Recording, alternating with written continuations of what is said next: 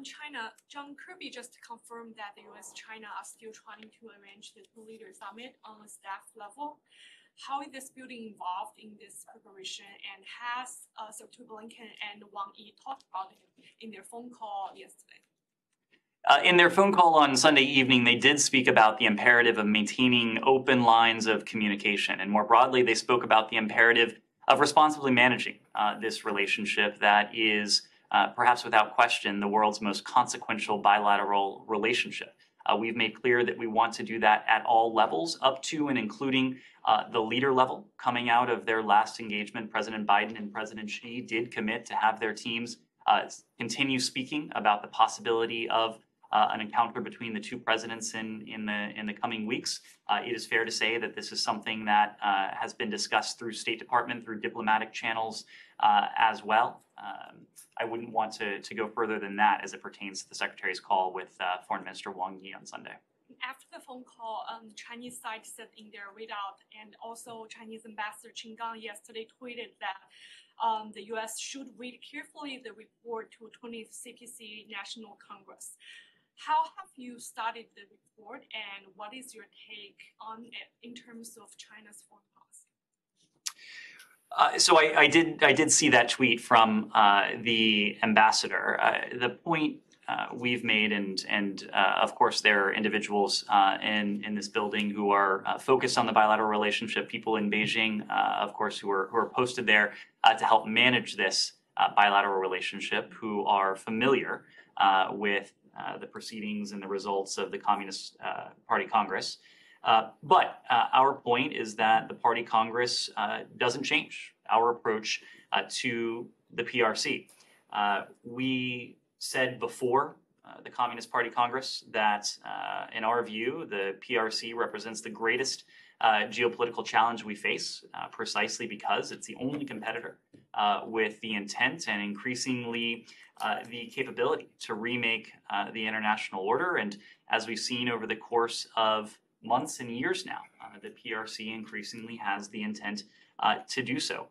So our strategy, as Secretary Blinken outlined in May when he offered about 40 minutes of substantive remarks on our approach to the PRC, focuses on, at its core, competing with the PRC where our interests and values differ, and cooperating with Beijing where they align. That was true before the CPC.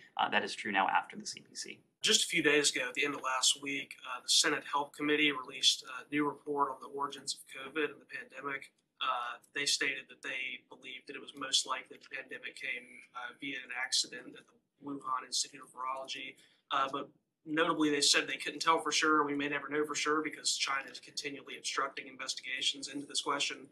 We've now had, in this case, a U.S. government body, numerous NGOs, international bodies that have all said China is preventing us from getting the answer to this question. So are there going to be any consequences diplomatically at this point for China's continued obstruction into this question, now that even U.S. senators are saying that they're keeping us from getting to the bottom of this? Certainly. So I think you're referring to an article that solely cited a report that was produced by the Minority Committee. The intelligence community in 2021, in August of 2021, released its own assessment. That assessment on COVID origins remains the U.S. government's most authoritative assessment to date. In short, and I don't want to paraphrase too much intelligence community analysis, but they made the point that intelligence agencies assessed two hypotheses as continuing to be plausible.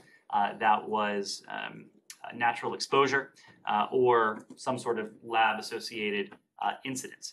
To the best of my knowledge, that is where the intelligence community remains on the question of COVID origins. That report also noted that the IC and the global scientific community lacks clinical samples or a complete understanding of epidemiological data from the earliest COVID-19 cases. It went on to say that if we were to obtain information on the earliest cases that identified a location of interest or occupational exposure, it may alter the evaluation of hypotheses. So it is certainly true that cooperation from the PRC would help the world to understand the ultimate origins of COVID. This goes beyond the question of accountability. This goes to the very heart of how, as an international community, we can work together to prevent something like this from ever happening again. Only by fully understanding what happened in the case of the origins of COVID can we make sure that we are most effectively prepared to handle the next outbreak, epidemic, or God forbid, pandemic. So certainly we believe that global health is one of those areas where we do have intersecting interests with the PRC. Their cooperation in global health would be a boon not to the United States, but to the broader international community. It's something we continue to seek. Right, but it's clear that they have at this point, not much intention of cooperating on that issue. So we could all imagine if there was suspicion that a global pandemic that killed millions of people originated in, let's say, Cleveland, Ohio, that all of the U.S. Adversaries and competitors, if the U.S. was obstructing investigation into what happened there, they would be pressuring and rationing up tensions to try to get the U.S. to cooperate. Is that not happening in this case? Well, the PRC, like countries around the world, but certainly the PRC, given the restrictive measures, the so-called COVID-0 approach that they've taken, they're paying a steep cost. They're paying a steep price that has resulted from the COVID epidemic. It's in everyone's interest, it's including in the interest of the PRC, that they work with the international community, lend a degree of transparency to the international investigations into COVID origins, so that neither they nor we nor any country around the world should have to pay this kind of steep cost again.